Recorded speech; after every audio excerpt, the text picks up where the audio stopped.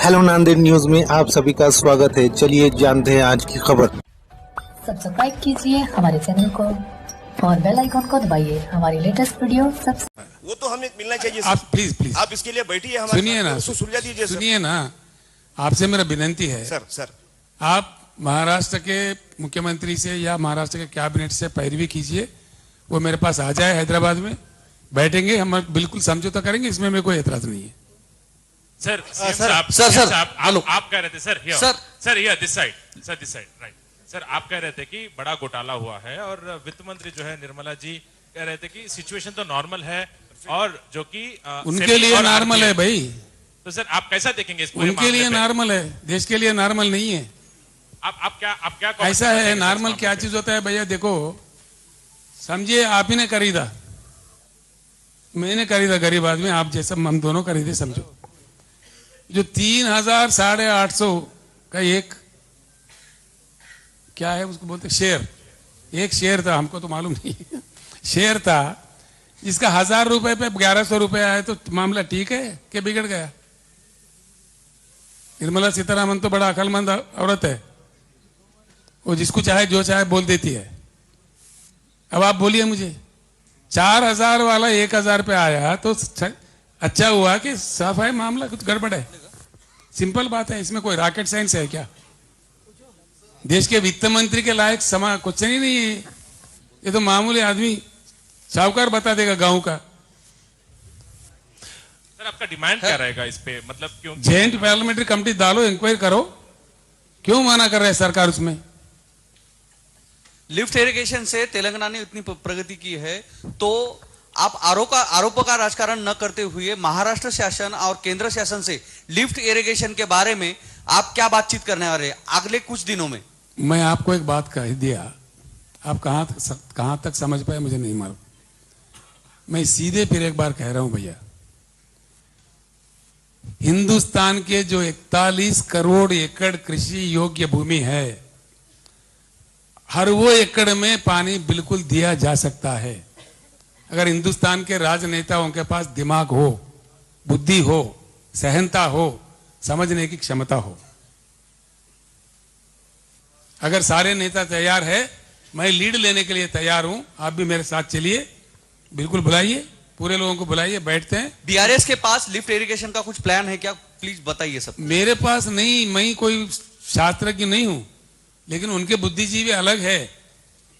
जो सीडब्ल्यूसी के चेयरमैन है, जो राधाकांत भारती है, इंटरलिंकिंग ऑफ इंडियन रिवर्स बोल के किताबें में लिखे गए, कई सुझाव दिए हैं लोगों ने, किस प्रकार से मिलाया जा सकता, किस बेसिन को किधर जोड़ना चाहिए, ये सारी चीजें बता चुके हैं, है ऑलरेडी रिकॉर्ड्स है, लेकिन नेता लोग है ना जो करना नहीं चाहते।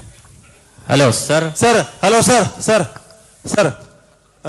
myself is Kanaya Kandelwar from NDTV News Channel. What is the purpose of your rally in Nanded? जी, आपका नांदेड़ में रैली करने का मकसद क्या है सर? आप ऐसा है भैया, रामायण पूरा सुन के राम का क्या सीता क्या लगता है बोलो तो मैं क्या बोल रहा हूँ? आपको मेरा सर समझ में नहीं आया सर कि सारे जो पॉलिटिशियंस होते हैं इसी तरह की बातें करते हैं, आते हैं, अपना राजकारण करते हैं और फिर चले जाते हैं, सत्ता में आने के बाद सारे वायदे भूल जाते हैं। तेलंगाना में आप आइए, हम तेलंगाना में आने से पहले क्या था, आज क्या है, मैं आपको आह्वानित करता हूं। You can please, you are most welcome to the state of Telangana. Sir, जो आपका अनुभव है, हमने उसको वहां गलत साबित किया है, जो हमने कहा है उससे बढ़कर के हमने काम कर दिया है। आप प्लीज वेलकम टू तेलंगाना। उसी तेलंगाना मॉडल को सारे देश में लागू करना ही हमारा प्रयास है। सर, एक सवाल ये है कि तारीखी शहर हैदराबाद का नाम चेंज किया जा रहा है, हिंदुस्तान के कई शहरों के भी नाम चेंज किए जा रहे हैं, तो आप इसको किस तरह से देखते हैं? ये नाम चेंज करना एक नाटक है, काम चेंज करना बहुत जरूरी है। सर, नाम चेंज की बात करने वाले सुनो ना भाई, नाम चेंज करने वाले नाटकबाजी करने वाले हैं, काम चेंज करने वाले बीआरएस वाले हैं। सर अभी देश में एक जातिवाद को लेकर, धर्मवाद को लेकर बहुत बड़ा बवाल मच चुका है। कहते हैं अभी हर स्वामी जी कुछ ना कुछ बवाल कर इस विकास को जो चलना चाहिए उसको डायलॉग बदलना चाहता है। और संविधान जो पिछले सालों से कई सालों से संविधान भारत का जो है चल रहा है, और संविधान को मिटाने की बात जो चल रही है, उस पर आपका बीआरएस का क्या पॉलिसी है? भैया एक सीधी बात है, धर्म के नाम पे, जाति के नाम पे जो फूट डाल के अपने राजनीतिक मकसद निकालना चाहते हैं, वो कुछ समय के लिए कामयाब होंगे, लेकिन वो टेम्पररी फेज होगा, परमानेंट नहीं होगा। देश अब जान चुका है बहुत अच्छी तरीके से कौन कितने पानी में है, कौन क्या कह रहा है, किस लिए कह रहा है। इस पे फूट डालने वालों के साथ नहीं देना चाहिए। स्लोली युवा भी समझ गए हैं, जनता भी समझ गए हैं, देश अब खतरे से निकलने वाला है। बीआरएस का मिशन भी है कि सारे हिंदुस्तान एकत्रित रहे, सही रास्ते पे चले, एक रास्ते में चले और विकास के ओर चले, इन चिल्लर बातों को बाजू कर दे। सर, अपने भारत में कई सारे यूथ बेरोजगार है, अपने भारत राष्ट्रीय समिति के लिए का यूथ के लिए क्या एजेंडा है? बिल्कुल सर, मैं बता देता हूं। खेती किसानी की जो मैंने बात कही थी, मेरे कागज में है, कृपा करके आप पढ़िए। एक्चुअली बदनसीब की बात यह है, इंडिया में पानी है, भूमि है, ह्यूमन कैपिटल यहाँ के लोग भी है, इसके अलावा एक और चीज भी है। 3 एग्रो क्लाइमेटिक जोन्स है हमारे पास, जो तटवर्ती इलाके, ह्यूमिड वेदर है, लैंड लॉकड स्टेट्स है जैसा कि मध्य प्रदेश, छत्तीसगढ़, तेलंगाना, ऐसे राज्य भी है, और शीतल प्रदेश जैसे हमारे हिमाचल, कश्मीर, ऐसे प्रदेश भी है। हिंदुस्तान में एप्पल भी उगता है, आम भी उगता है, यानी कि, और सूरज, India has the best solar incidence, सूरज बहुत अच्छा खिलता है जो फसल के लिए जरूर होता है। इन सब चीजों को रखते हुए हिंदुस्तान को यह करना चाहिए था, top most food processing industry, पूरे दुनिया को खाना खिलाने वाला फूड प्रोसेसिंग इंडस्ट्री हिंदुस्तान में होना चाहिए था। उसमें से किसान का भी फायदा होता, करोड़ों करोड़ों जवानों को उसमें नौकरी भी मिलता, जहां का वहां ही, मतलब वो लघु परिश्रम भी हो सकते हैं, बड़े भी हो सकते हैं, बड़े पैमाने भी हो सकते हैं, हर जगह हो सकते हैं, जिस प्रकार से चाइना ने किया है, ऐसे उदाहरण है। तो फूड प्रोसेसिंग इंडस्ट्री जिस प्रकार से हम प्लानिंग कर रहे हैं, किसानों के बीच में ही बनेगा, हमारे गुरुनाम जी भी काफी बात करते हैं उस पर, और उसमें पूरे इंडियंस को, मतलब इंडियन जितने भी यूथ है ज्यादातर उसमें मिलेगा। दूसरा चीज, जो make in India, joke in India बोल के मैंने बोला, बड़ी जिम्मेदारी से मैंने बोला है, मैंने ऐसा ही नहीं बोला। मेक इन इंडिया सही होगा, बीआरएस आने पर एक सही एनवायरनमेंट, जो उद्योग बढ़ाना है। यहाँ क्या हो रहा है भैया, कालेश्वरम प्रोजेक्ट के लिए मैंने मशीन खरीदा है, ऑस्ट्रिया इतना सा देश है, लेकिन हमने इतना बड़ा लिफ्ट के लिए मशीन वहां से खरीदा। हमारा इतना बड़ा देश है, वो मशीन हम नहीं कर पा रहे। प्राइवेटाइजेशन के नाम पे अंधाधुन तरीके से इन्होंने एचएमटी को मार दिया। एक भी हेवी मशीन, टूल मशीन नहीं है हमारे पास, कारखाना नहीं है। उसको पूरा रिवाइव करेंगे हम लोग, जो पब्लिक सेक्टर में रहना चाहिए, उसमें ज्यादा मतलब अनएम्प्लॉयमेंट की प्रॉब्लम सुलझा सकते हैं। जो करंट की बात मैंने कहा, पब्लिक सेक्टर में रखेंगे, उसमें काफी नौकरियां मिल सकते हैं, जितना विस्तार आप करोगे, पब्लिक सेक्टर जितना बढ़ाओगे, मतलब उसका थोड़ा तरीका, तौर तरीका चेंज करके कर सकते हैं, किया जा सकता है, कोई बड़ी बात नहीं है।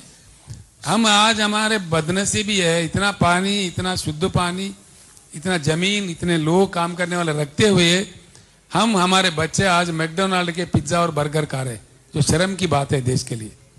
जबकि दुनिया का सबसे बड़ा फूड चेन हमारा होना चाहिए था, मैकडोनाल्ड से भी, सबवे से भी, किसी अन्य चीजों से भी हमारा बड़ा फूड चेन होना चाहिए था, जो बदनसीबी से नहीं हो पाया।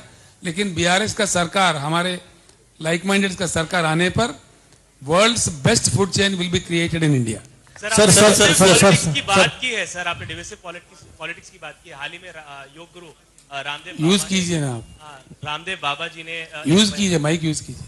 माइक से ही बात कर रहा हूँ सर, आवाज नहीं आ रहे, आवाज नहीं सर, मैं आवाज से बात कर रहा हूँ सर। हाल ही में रामदेव बाबा जी ने, योग गुरु रामदेव बाबा जी ने एक बयान दिया है सर, उस पर आप क्या कहेंगे, आपकी राय क्या है? क्या बयान दिया?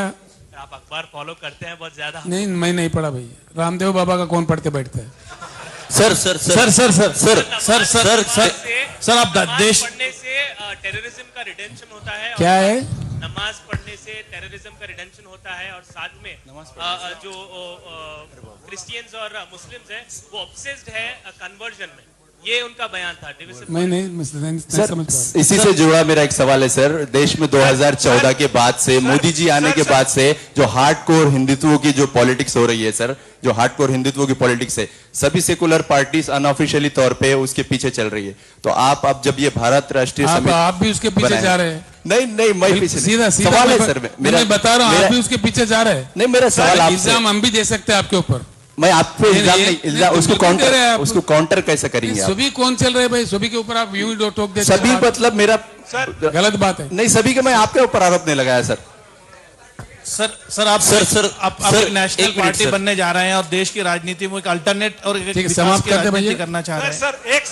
सर एक सवाल है, मराठवाड़ा सर एक मिनट सर हेलो हजारों स्वतंत्र सेनानियों ने अपनी जान दे करके निजाम से मराठवाड़ा और तेलंगाना जो है उसको आजादी दिलाई 17 सितंबर 1948 में। तो महाराष्ट्र सरकार उनके सम्मान में हर साल वो त्योहार मनाती है सरकार की तरफ से, वो तेलंगाना में क्यों नहीं होता है? क्यों नहीं मना रहे? बिल्कुल मना रहे। सरकार की तरफ से होता है क्या? मना रहे, बिल्कुल मना रहे। ऐसा आरोप अमित शाह ने पिछली बार के मना रहे भाई, आपको क्यों शक हो रहा है? सर बीआरएस पार्टी नांदेड़ जिले में आई है, ये पुराने लोगों को इसमें चांस देगी या नए तरुण लोगों को भी चांस देगी बीआरएस पार्टी? नहीं समझ में आया भैया। सर हेलो सर, महाराष्ट्र में क्या बीआरएस पार्टी अदर पार्टी से अलायंस करेगी? हेलो सर, आपका क्या राय है सर? दिस साइड सर, इसके बारे में आप क्या सुझाव देंगे? सर बीआरएसपी पार्टी आने वाले दिनों में क्या अदर पार्टी से अलायंस करेगी? एक मिनट भैया, ये बात है आज ही हमने शुरू हुआ है। अब ऐसा आप 100 साल वाले पार्टी को पूछने को क्वेश्चन मुझे पूछ रहे, बताएंगे ना आगे चल के, इतना जल्दीबाजी क्यों?